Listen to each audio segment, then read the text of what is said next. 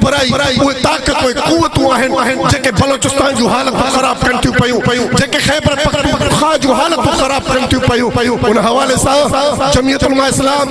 तमाम मुअस्सर ऐं बहितरीन मौक़िफ़ रखे थी पई अॼु मौलाना फजल रहमान जे दलाइल जे अॻियां दुनिया तमाम दंग रहिजी वई आहे ऐं दलाइल जे ॿोलीअ सां मौलाना फजल रहमान खे को बि क़ाइल करण जे लाइ तयार न आहे अज़ीज़ान गिरामी इहो ई सबब आहे जो मुंहिंजे क़ाइद मौलाना फजल रहमान सां अॼु न सिर्फ़ दुनिया जा सुफरा दुनिया जो आलमी ताक़तुनि जा वॾा लीडर्स ऐं पाकिस्तान जी तमाम सियासी धुरियूं ऐं लीडर्स मौलाना फजल रहमान जे आए ॾींहं ते दरवाज़े ते अची करे दस्तक ॾेई करे सलाह मशवरा कनि था रसूलिल करीम अम्मा बाद फ़अऊज़ु बिल्लाहि मिनश शैतानिर रजीम बिस्मिल्लाहिर रहमानिर रहीम गैरिल मग़दूबि अलैहिम वलद्दालीन सदक़ल्लाहुल अलियुल अज़ीम। मुअज़्ज़िज़ व मुकर्रम सदर इजलास हज़रत साईं मोहम्मद इसहाक़ भैयो साहब, स्टेज पे वेठल सिंध जा मायनाज़ मुबल्लिग हज़रत मौलाना मोहम्मद इब्राहिम साहब, मुझे ज़िले सालार जनाब कारी मोहम्मद काबिल, ज़िले कोऑर्डिनेटर सोशल मीडिया, स्टेज पे वेठल उलमा इकराम ऐं शुरकाए जलसा। चूंकि जमीयत उलमा इस्लाम सूबा सिंध जे तरफा आइंदा साल 2027 में आलम अमन इज्तिमा तलब कयो आहे ऐं इहा कॉन्फ्रेंस इहो इज्तिमा 3 रोज़ा 19, 20, 21 मार्च 2027 में सखर में मुनक़िद थिए थो, जेको आलमी सतह जो इज्तिमा आहे ऐं इन खां अॻु में दहली जे अंदर जमीयत उलमा हिंद जे तरफा अहिड़े क़िस्म जो इज्तिमा थियो हुयो जंहिंमें पाकिस्तान खां हज़रत मौलाना फजल रहमान साहब, शहीद अल्लामा डॉक्टर ख़ालिद महमूद सुमरो, हज़रत साईं अब्दुल क़य्यूम हालजीवी ऐं दीगर उलमा ते मुश्तमिल वफ़द हिंदुस्तान जे उन शहर दिल्लीअ में आलम अमन इज्तिमा में शिरकत कई हुई। इहो एज़ाज़ जमीयत उलमा इस्लाम सूबे सिंध खे मिलियो आहे त आलमी सतह ते हिकु भेरो ॿीहर मौरूज़ी हालात जे पेश नज़र इन कॉन्फ्रेंस जो इनकाद कयो आहे। मुअज़्ज़िज़ साथियो,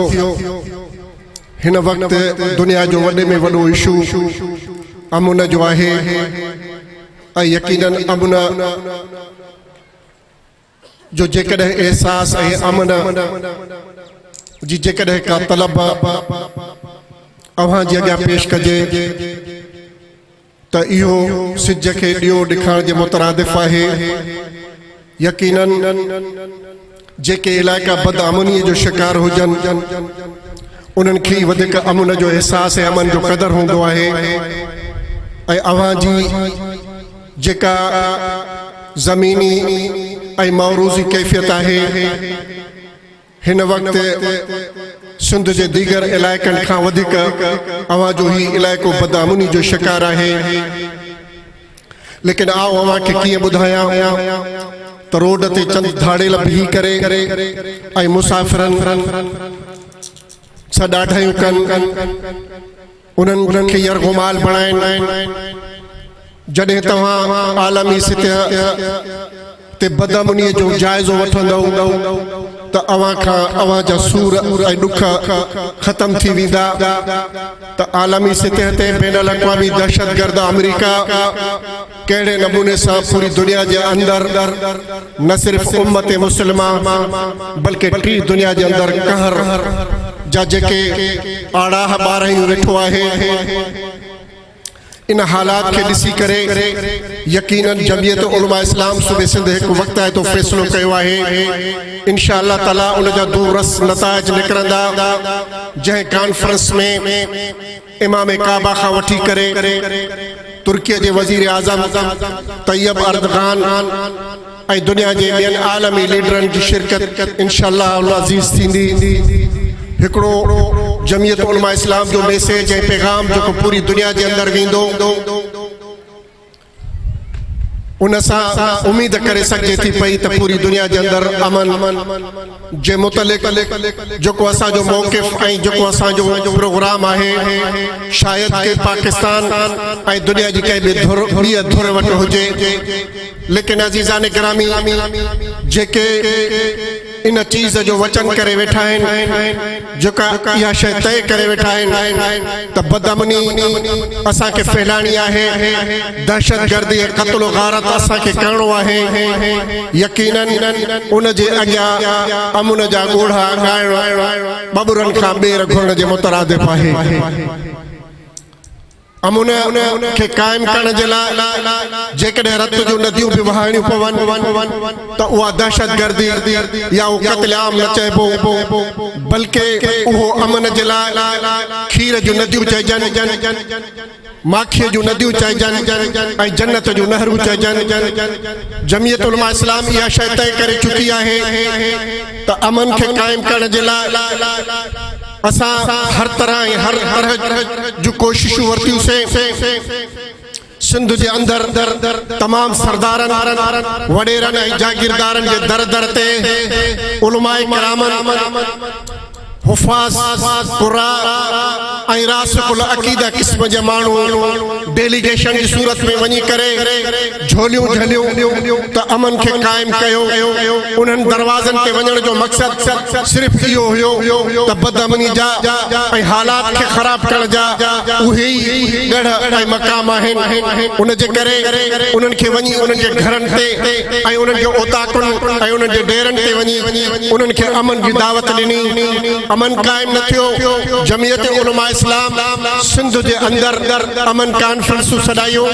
अमन जरगा सॾाया ऐं सिंध जे सरदारनि ऐं वडेरनि खे दावतूं ॾिनियूं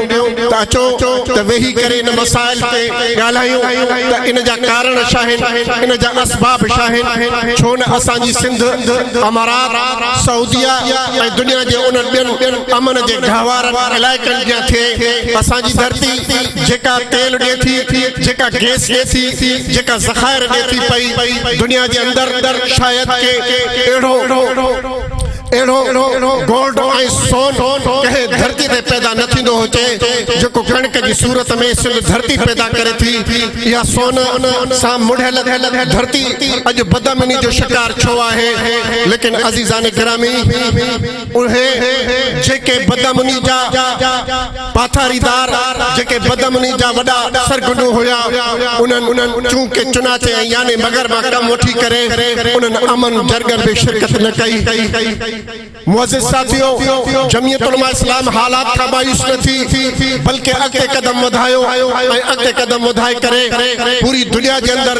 जेके बि इलाइक़ा बदअमनी जो शिकार आहिनि उन्हनि खे फोकस बणाए करे ऐं आलमी इज्तिमा सॾायो त असांजो कमु दावत ॾियणु आहे, असांजो कमु कोशिशि करणु आहे। नताइज जा मुख़लिफ़ न आहियूं, नताइज अल्लाह जे हथ में आहिनि ऐं अल्लाह असांखां असांजे कोशिशुनि जे मुतलिक़ पुछा कंदो। यकीनन उन्हनि कोशिशुनि में जमीयत उलमा इस्लाम पंहिंजो पाण खे पोइते न कयो आहे। जेकॾहिं उहा बदअमनी खैबर पख्तूनख्वा जे इलाइक़े फाटा जे इलाइक़े जे अंदर थिए थी पई ऐं उन इलाइक़े जे अंदर रियासतुनि जे हथां जबरी तौर ते उतां जे माण्हुनि खे लॾ पिलाण कराई वञे ऐं उतां जे घर वंदनि खे बेघर कयो वञे ऐं उते जेका सूरत हाल पैदा कई वई। जमीयत उलमा इस्लाम पाकिस्तान के अंदर वो वाहिद जमात कायदे जमीयत हजरत मौलाना फजल रहमान साबित थियो जंहिं पहिरीं खां वठी करे अॼु ताईं उन फाटा जे कबाइली इलाइक़नि ट्राइबल्स एरिया जे उन अमन खे ऐं अमन जे झंडे खे खयूं करे बीठो। सभु भॼी विया ऐं को बि रस्ते में न रहियो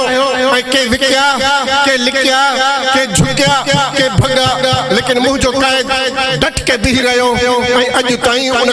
काल ते ऐं उन मौक़िफ़ ते क़ाइम आहे त ही जेका बदअमनी थिए थी पई इन बदअमनी खे इलाइक़े जे कंहिं वॾेरे इलाइक़े जे कंहिं सरदार या इलाइक़े जे कंहिं माण्हूअ ते उन जी ज़िमेदारी न आहे बल्कि हिन बदअमनी जे पुठियां आलमी ताक़तूं ऐं आलमी क़ुवतूं आहिनि ऐं उहे क़ुवतूं असांजे पाकिस्तान जे अंदर बदअमनी इन जे करे फैलाइनि था पिया त पाकिस्तान दुनिया जो एटमी मुल्क आहे उहो वाहिद मुस्लमान मुल्क आहे जंहिंजे अंदर एटमी सलाहियत आहे जंहिंजे अंदर एटम बम आहे ऐं दुनिया इहो नथी चाहे पई त अहिड़ी एटमी ताक़त जेका मुस्लमाननि वटि हुजे उन जे करे पाकिस्तान खे कमज़ोर करण जे लाइ हर सूबे जे अंदर मुख़्तलिफ़ क़िस्म जूं शक्लियूं इख्तियार करे उन इलाइक़नि जे अंदर उहा बदअमनी करे थी पई अज़ीज़ाने गिरामी KPK जे अंदर उहे पहाड़ ऐं उहे जबल ऐं उहे इलाइक़ा आहिनि जिथे यूरेनियम पैदा थिए थी पई अमेरिकी साम्राज्य पंहिंजा 20 अरब डॉलर्स ॾियण जे लाइ तयारु आहे ईरान खे त सिर्फ़ 450 किलो यूरेनियम इहा मूंखे मिलणु घुरिजे एॾी वॾी